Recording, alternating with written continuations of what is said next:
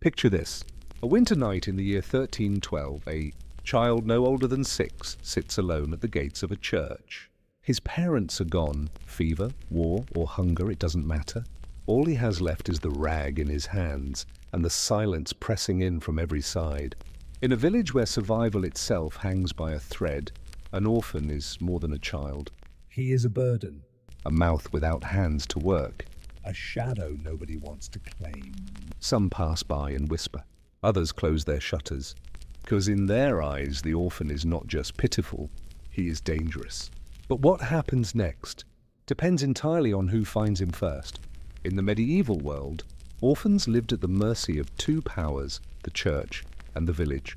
The church kept records, endless lists of abandoned children, baptized, named, and then sent away, some to monasteries, some to convents, Many to graves. Those taken in often found themselves packed into orphan houses, cold halls where hunger gnawed, disease spread, and only a few survived to adulthood. But for those left outside the church walls, their fate was far worse. Some were left in forests, on roadsides, or at the edge of rivers, left for nature or wolves to decide their end. Others were taken not by priests but by merchants. For them, a child was not a soul to be saved, but labor to be owned. Too young to farm, they carried water. Too weak to work, they begged. And when famine came, Orphans were often the first to starve. Yet even hunger was not the worst fate waiting for them. In the eyes of the law, orphans had no voice, no land, no protection. They could be given away, sold, or condemned with a single mark of ink. Those absorbed into monasteries lived under strict silence and endless work. To the monks they were not children, they were hands for labor and souls to discipline. And yet for many, this harsh life was still better than the fate of those who found no home at all. Because an orphan with no protector was more than poor. he was prey. In the underbelly of towns, children were traded as servants, or worse. Their lives valued at less than a horse, less than a sack of grain. Girls especially faced grim destinies. Some were cloistered into nunneries. Others were married off as soon as they could walk without stumbling. Freedom was not a word they would ever know. But the greatest danger came not from men or wolves, but from whispers. Because when crops failed, when storms destroyed fields, when children fell sick, orphans often became the scapegoats. Priests thundered that their presence brought curses. Villagers whispered they were cursed blood, carrying their parents' sins. And once suspicion fell, the child had nowhere to run. But if they survived suspicion, the church had one final fate in store for them. Some were dedicated to the church itself, bound to serve until death. It was called salvation. But in truth, it was a life sentence. They became shadows in robes, their voices swallowed by prayer, their futures erased. They could see freedom through walls, but never touch it. Their names, written in ledgers, were often the only trace they ever left behind. And in the end, their lives were not remembered in stories. They were recorded only as numbers, bodies, burdens. This was the world an orphan entered. No safety, no certainty, no childhood, Only survival.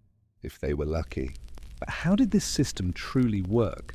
Who decided which children lived, which served, and which vanished? The answer lies in the institutions that claimed to protect them, and the shadows behind their walls. In medieval Europe, the church was the single greatest power, and for orphans, it was often the only doorway that decided their future. Step inside and you entered a world of rules, rituals, and silence. Step away and you were left to hunger, wolves, or worse. But not every child who entered those gates was saved. Some monasteries offered shelter, straw mats. Scraps of bread, a place to kneel in prayer. But behind this promise of safety Came something harsher. their days were filled not with learning or care, but with endless labor. Cleaning, farming, hauling water, small hands bent to adult tasks. To the monks, these children were not sons or daughters. They were extra hands, tools to keep the monastery alive. But some orphans discovered that even labor was a mercy compared to what awaited others. Many were baptized immediately. their names stripped, new ones given, their old lives erased. The message was clear: you belong to the church now. Some were cloistered as novices, their childhood traded for vows they never chose. Others were locked behind monastery walls, cut off from the outside world forever. And the girls? Faced an even harsher destiny. Girls were sent into convents, where they became silent servants of God, their voices hushed, their lives consumed by prayer, sewing, and obedience. They were shorn, veiled, and erased long before they ever became women. Some never left those walls again, but not every orphan bowed their head. A few resisted, stealing food, running away, or refusing to submit. But defiance in a holy house came with brutal punishment. Whippings, fasting, and solitary confinement were their lessons in obedience. To break a child's will was, in their eyes, to save his soul. But beyond prayer and punishment, money decided who lived and who did not. The church kept ledgers. Children without families were supported by alms. But if donations ran dry, so did mercy. The weakest were abandoned within the walls, left to fade quietly, unrecorded. For many, baptism was the only ceremony they ever received, followed swiftly by burial. But the church's grip reached further still, into law, land, and the lives of orphans outside its walls. The church worked hand in hand with the courts. Orphans could be bound to landowners. Forced into servitude, their lives traded like coin. Some were handed to lords who sponsored them, meaning they worked fields in exchange for nothing but survival. And for the unlucky, sponsorship was slavery by another name. But what happened to those who slipped through both church and court? They fell into shadows, begging in markets, stealing in streets, clinging to life at the very edges of society. Some banded together, creating ragged families of their own. But unity made them visible. And visibility made them targets. Authorities hunted them down, branding them thieves, vagrants, and sinners. Whether inside church walls or outside them, the fate of an orphan was never their own to decide. The church's shadow stretched over every path. But beyond church and court, there was another fate awaiting orphans.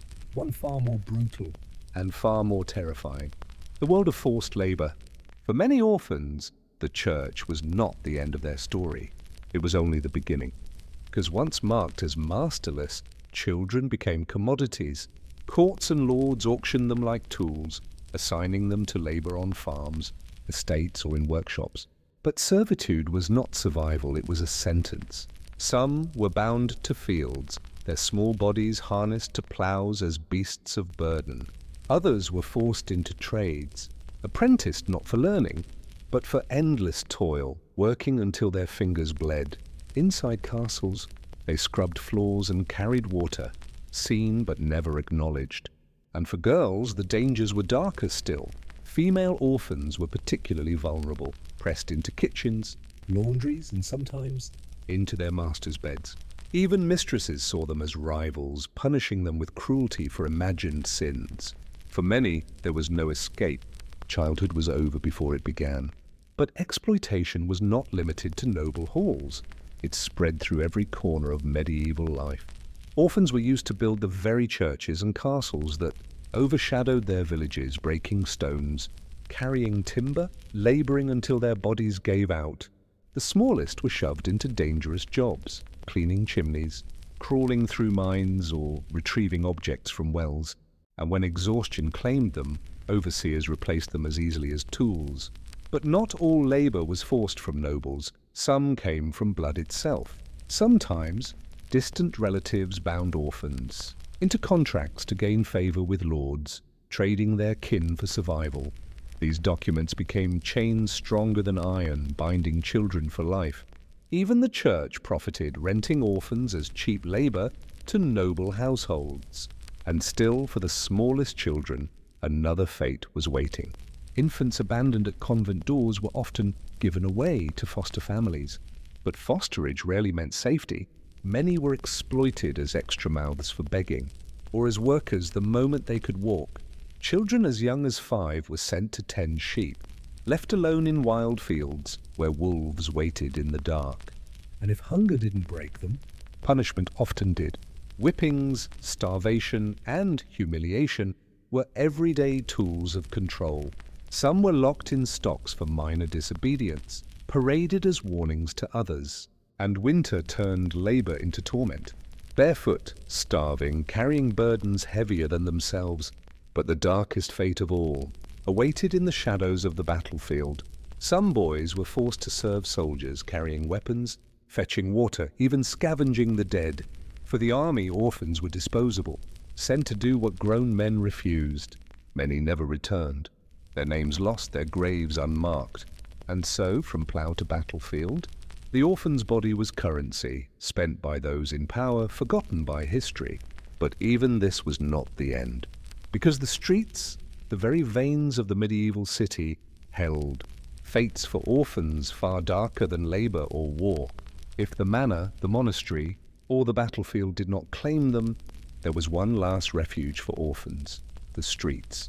But refuge is the wrong word, for the streets were not safe. They were a battlefield of their own. Church steps overflowed with children begging for scraps, their outstretched hands ignored by nobles sweeping past. But begging alone could not keep them alive.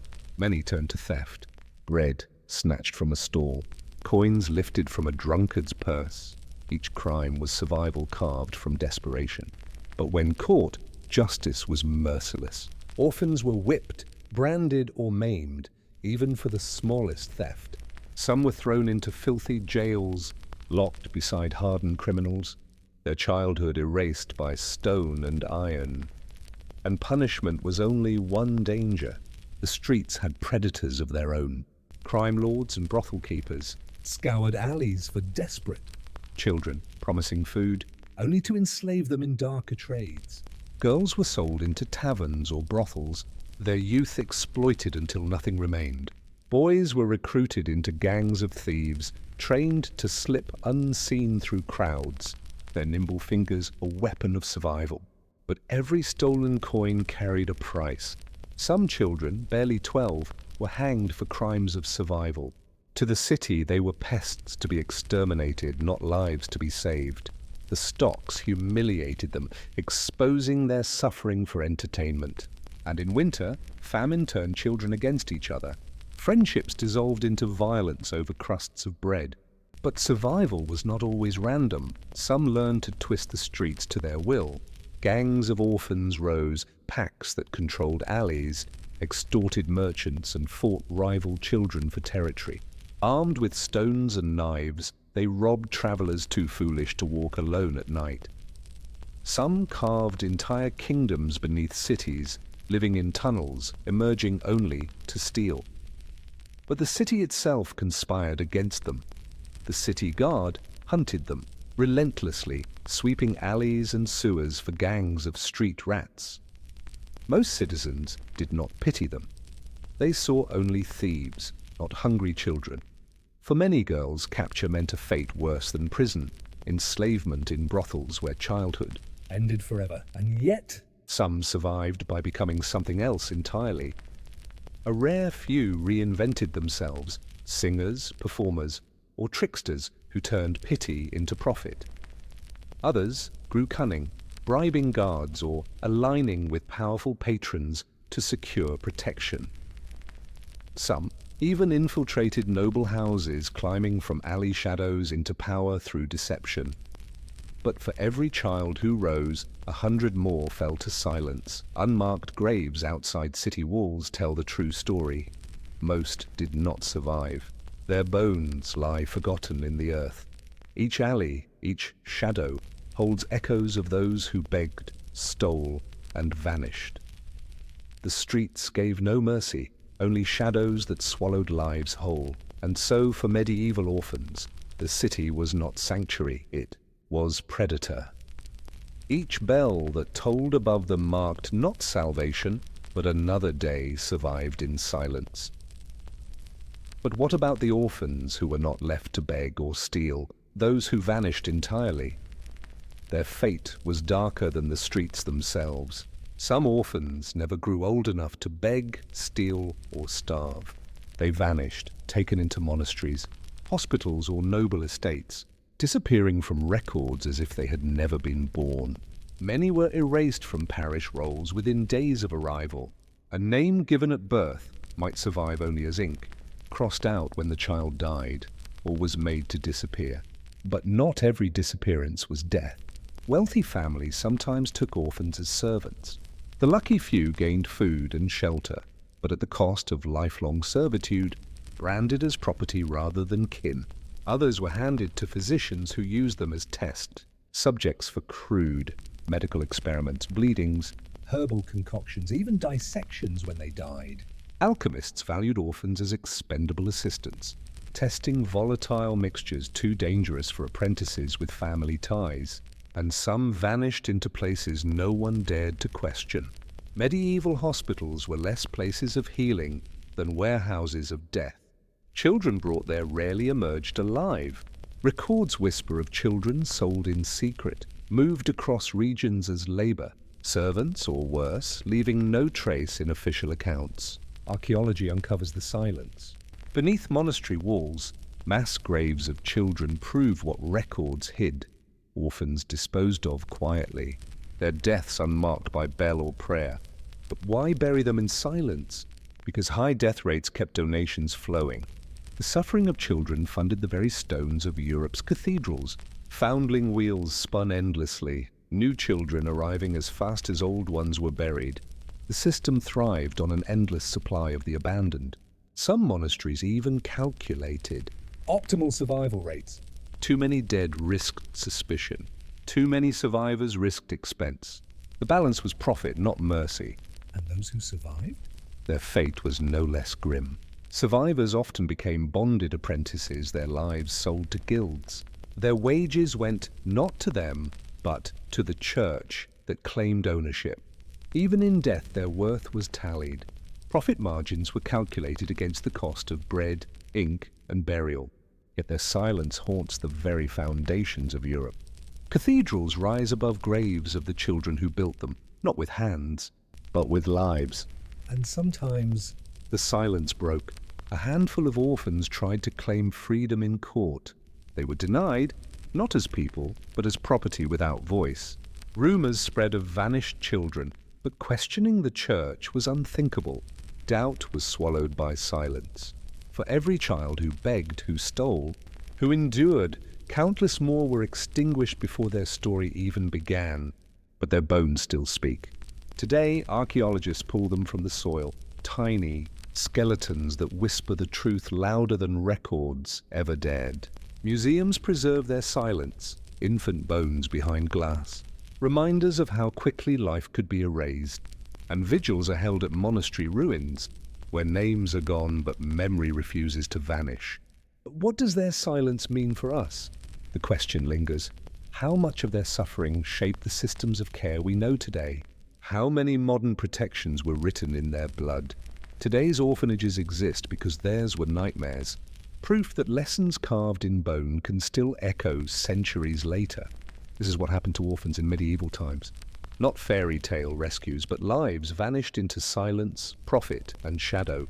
And yet, each candle lit today for them proves one thing: they were not forgotten. Their silence became history. Their suffering, a warning. their bones still speak. This story left you unsettled, don't let it end here. Hit like, subscribe to Nightmare Historians, and tell me in the comments, do you think history has truly learned from the silence of these children? Your voice keeps their memory alive.